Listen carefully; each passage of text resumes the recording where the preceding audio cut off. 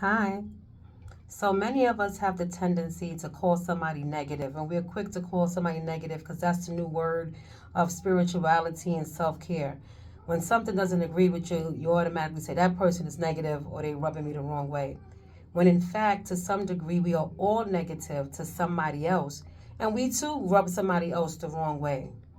When this happens, these things that we consider to be negative are actually emotional triggers. Now, this is not to say that some of the things that people do may not really be in fact bother you, but it's to the degree on which how you respond or react to the behavior that's being extended to you, which will show you and suggest that it is an emotional trigger. So let's say, for example, this person pisses you off because you don't like to be questioned.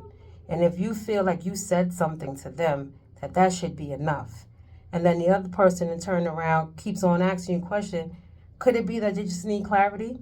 Could it be that you're just curious, trying to dig a little deep, trying to understand? So if it bothers you that you are being questioned, something could have very well happened to you early on in life or even as a child. Maybe you were a liar. Maybe you were dishonest about things and your parents questioned you, or people didn't trust you or didn't believe in you, so they question you. So when you get older, you have power and you have a voice, and you feel like this time, whatever I say, that's what it is, and no one should question me. That's an emotional trigger to you, some unresolved issue that bothers you when it just may not be the other person. It just be maybe who they are. So the other person may ask a lot of questions because maybe when they was a kid they didn't, and things were unclear, and they too got in trouble because of uncertainty. So now they make it a point to ask questions.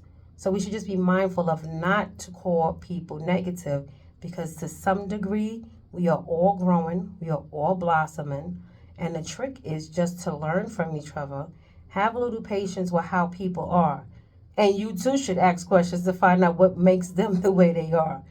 But do not blame other people for your emotional triggers.